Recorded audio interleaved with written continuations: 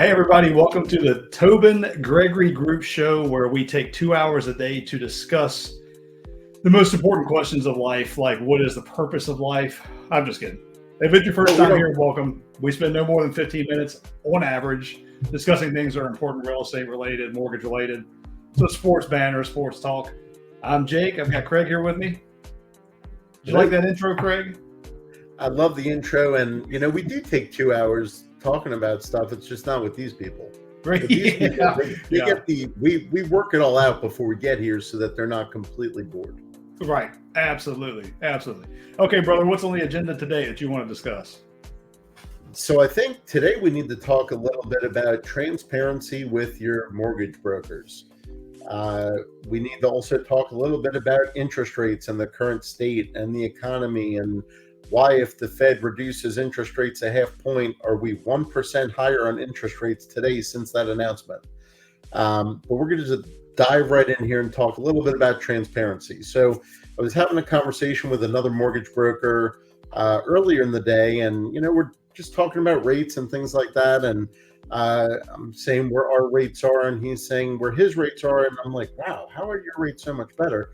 Well, I'm charging them 1.5 points to get there. Oh, okay. Well, so it's important to know exactly what you're paying for these rates. What borrowers don't typically understand is you have a whole wide variety of rates that you can actually choose from as a borrower. You could take a rate where it costs you no points. You could take a rate where you're paying money to buy the rate down, or you're taking a rate where you get a lender credit and take a higher rate. Everyone's different scenario. And that's why I know we stress a lot on this show. Make sure you're talking to a qualified mortgage expert like one of us, where you can get the full breakdown, because there's also other fees and things in Section A and on the loan estimate, things that may not appear what they are. And we're not charging lender fees, but they are charging processor fees, underwriting fees, admin fees, and shining your chute fees, and whatever is in there, you're doing something. So you need to make sure you're getting the full understanding of what's going on. Someone says to me, hey, wow, what's a great food to eat? Well, I'm looking for a fat-free food. Mike and Ike's, fat-free. Does it mean you're not going to gain weight? Absolutely not, because there's a ton of carbohydrates in there. So you got to really understand everything in there and how it pertains to, is this a great healthy diet to live on Mike and Ike's? I love them, and I like having them every now and again, but if I just ate Mike and Ike's, I'm probably going to gain more weight than I already do. So not a good idea. So with that, I would say, why don't you tell us a little bit about the economy and where we are with the Fed and all that good stuff. Absolutely. Good information there. To piggyback on that, we have a local lender here that always charges 1 point, but calls it a different fee within their closing. That way it automatically makes their rates look better when it's not. And it's very important to look at total closing costs with the rate you're getting to be able to compare apples to apples. That's really where it comes down to. So just keep that in mind if you're shopping for a loan. As far as economy and rates, the stock market's been booming here the last 2 weeks, 3 weeks since the Fed cut. I think it kind of took off there. Yesterday was the first time, actually, the stock market took the worst loss it's taken since September yesterday. So in mirroring that, as the stock market continued to get better and better and better, rates got worse and worse and worse. Stock market provides a return that is immediate, right? When a stock goes up, you can withdraw the money and get paid the benefit you've gained in that stock. When you invest in a 10-year bond or a 10-year treasury, you're putting your money in something that has to sit there for a set amount of time for a guaranteed return you're getting back at that time, right? So when the economy is doing well, people typically put their money, investors put their money into something that's going to give them a quick and immediate return.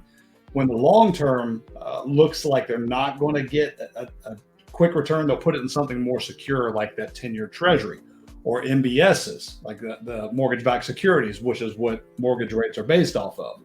So basically, since the Fed reduced rates, investors wanted a quick return. The money flowed out of MBSs, it flowed out of the 10-year treasury and went into the stock market and items that could give a quick return, which made rates get worse. Investors, when there's not as much perceived value, they want a higher return when there's less money in an item like an MBS or 10-year treasury. So stock market had a bad day yesterday, the worst since September, we actually saw rates this morning tick a little bit better. And I got so stinking frustrated the last 2 weeks, Craig, 3 weeks, because every day I'm like, they can't get worse. They can't get worse. And they're still not bad. Let me back up and say they're still not bad. We're still lower than we were this time last year. But I was really hoping we would get to a point where it's 6%, or very close to 6%. So it gets more people moving in their homes and in the housing market and provides more opportunity in the housing market. So rates still aren't bad, but just to give some insight, if you watch stocks and you watch different markets and you really want to get nerdy with this stuff, you can take a look at what's happening with stocks and MBSs and see where the money is going and fairly reasonably predict what interest rates are going to do in the housing market. Yeah, and you could also look at whether to determine whether or not it makes sense to pay money to buy the rate lower or not. You talk to one of us, we'll break down those scenarios with you. Because some people will choose to refi when the rates get better. Others would rather buy it down now and just have the lower payment to start. And there's just a lot of different scenarios, and each scenario is different. Each time someone's calling in, it's a completely different thing. We don't know your finances, where they are, what you're looking to accomplish, and what your budget looks like. So when you explain all that to us, we can break down different scenarios and what makes the most financial sense for your family at that time. Right. Other things that make good financial sense: bet on the New York Rangers. The New York Rangers are undefeated. This year, they might go 80-0-2. Unbelievable. Winning the Stanley Cup this year for sure. It's a no-brainer. I haven't gotten to watch a full game yet, but I keep watching highlights, and this team's on fire. I won't talk too much about hockey because, Jake's not huge into hockey, but I like hockey. I love watching the games. I don't know enough about it, though. Yeah, so we'll transition over real quick. Dodgers-Yankees in the World Series. Mm-hmm. Not thrilled with that outcome. My Mets did not make it through. They were pretty exciting to watch towards the end, even though I hate watching baseball. So now it's Ohtani versus Judge, two MVPs heading against each other. Rooting for the Dodgers, just because being a New York fan, you don't like one or the other. It's usually a eat one, love the other. But Dodgers-Yanks should be an exciting series. Now to the thing that really most everyone cares about, and the whole reason they put up with our first 7-minute segment. Let's talk about the Dallas Cowboys. Probably their best football week of the year was this past weekend. They gave up no points on their bye week, which was awesome. I thought the Cowboys had a shot at losing in their bye week. It would have been the first time in history that a team not playing would have lost. Dallas could have done it. Who knows? In this case, Dallas did not lose on the bye week. No one else got hurt. It was actually a pretty lame bye week. Nothing happened. So all the other Well, football. we'll talk about the. My wife is a closet Lions fan because she's from Michigan, right? Dude, look, she was. I say closet because while Stafford was there, you couldn't root for him.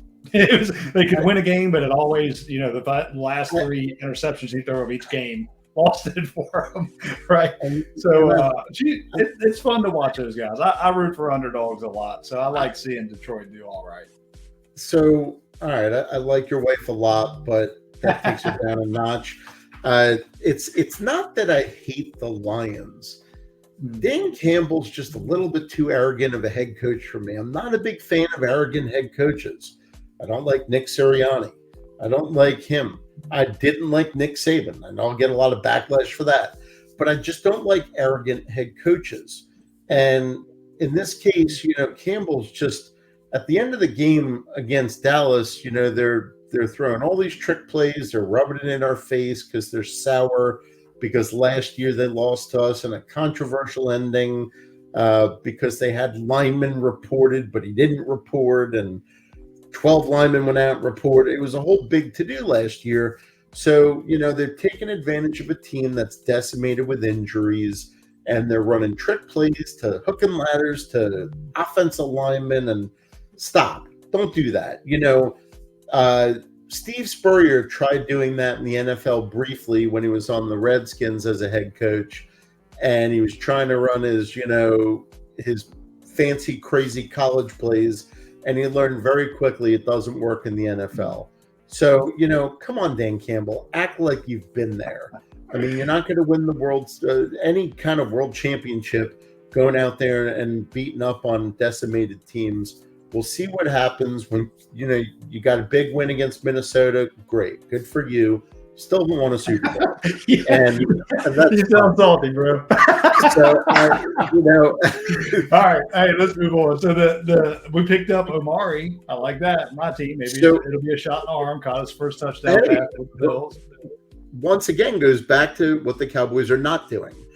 Bills stepped up, picked up Cooper because the Kansas City Chiefs decided we're going to go get D-Hop.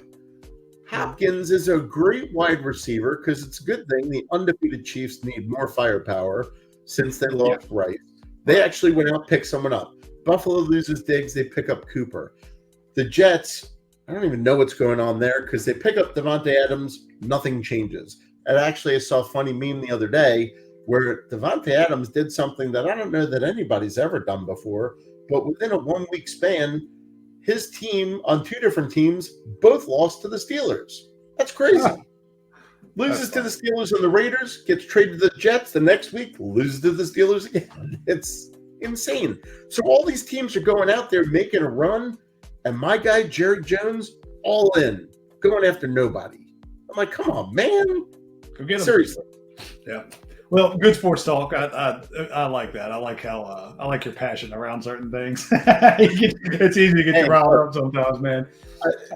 Going back to some mortgage stuff here as we wrap up. We did talk before we jumped on here to do this video. We're going to put together a video for the public where you can actually see how rates work. Lenders tend to keep this a secret. They tend to use words like points, which just means percentage.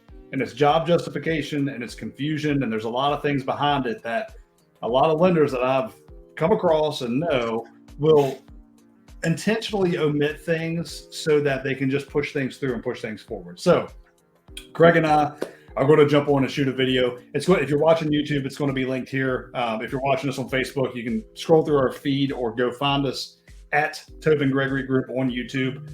It'll be on there, but we're going to run through probably a 10-minute thing just to show rates and points and how they correlate and how they work so that you're educated, so that if you are shopping for a loan, you can ask your lenders questions that they probably don't want you to ask, especially if they're taking advantage of you. So look for that video. If you're a current homeowner, we have free tools. Check the links below, whether you're on YouTube, whether you're on Facebook. I have the link below where you can plug in your home address, look at a lot of different options, a lot of ways to manage and build your wealth through your home. And of course, if you're looking for a home, if you're looking to consolidate debt, looking to get cash out of your home, I still see interest rates in the 8% right now, guys. Seeing rates in the 8%, we can save money monthly. So if any of these things are on your plate, reach out to Craig, reach out to myself. We won't trick you into anything. We're happy to help you and just show you what we can do for you. Yeah, and keep going out there, talk to others about watching our podcast, subscribe and like our channel. Once we get to 1,000 subscribers, Jake doesn't know this yet, but we're going to do some fun giveaways and stuff. Mm-hmm. We'll get everyone involved, and we're going to soon start having some special guests on weekly for a couple minute segments, so we can get some other experts in other fields and also in this field to drop some more knowledge on you, so that we can help you with more than just mortgages. Yep. So that's all I have for this week, folks. Thanks for joining us. Jake and Craig out. Have a good one.